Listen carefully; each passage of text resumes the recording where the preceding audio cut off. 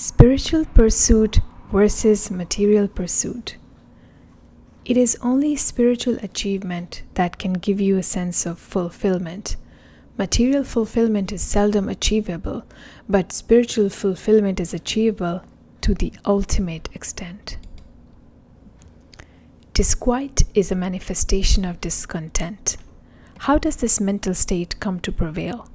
The reason is that all individuals are born with an unlimited desire for enjoyment, without, however, having a great capacity to fulfill this desire.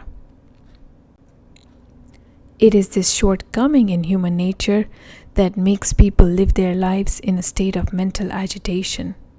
Is it a defect in human nature which is to blame for this? Not at all. It is simply people's unawareness of themselves that creates this problem. Awareness is the key to a contented life, while unawareness is responsible for all manner of discontent and restlessness. To properly explain this phenomenon, we have come to grips with the scheme of things devised by the Creator. According to the creation plan, the scope for material fulfillment in this world is very limited, while the scope for spiritual fulfillment or intellectual development is so vast. Only the word unbounded can describe its scope. If your aim is to achieve a state of fulfillment in the material world, you will soon discover that here the scope for this is very limited. Food, clothes, fame, married life, partner, entertainment. All these things are all too often eventually marred by boredom. Even going on a holiday does not necessarily give you any sense of fulfillment. A person may go on a holiday with high hopes of enjoyment, yet return with a feeling of holiday stress. This sense of lack of fulfillment pertains to your physical being, whereas your spiritual being is untrammeled by such constraints. Humans have a dual personality, physical and spiritual. In physical terms, a person's body most often has limitations in terms of height, girth, health, muscularity, athleticism, and so on. Due to these limitations, a person frequently becomes dissatisfied as far as their physical prowess is concerned. On the contrary, their spiritual or intellectual being has no limits to it. The realm in which the mind travels is vast and eternal, like the space stretching throughout the cosmos. The mind travels by thinking, and there are no boundaries to the thinking process. Traversing all kinds of frontiers, it continues unhindered on its journey.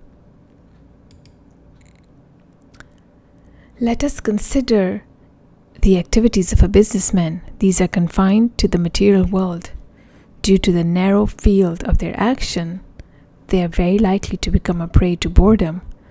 The American business magnate Bill Gates once rightly said, "Once you get beyond $1 million, I have to tell you, it is the same hamburger." Scientific pursuit is an example of traveling in the intellectual domain.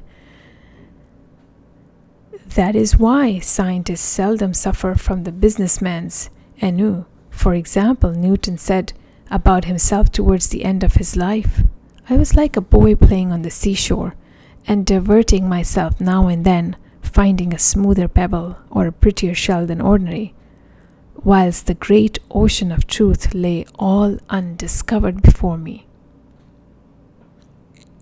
Albert Einstein, the great scientific thinker, said, "The more I learn, the more I realize how much I don't know." Greater even than scientific pursuit is the spiritual quest. The reason for this is clear.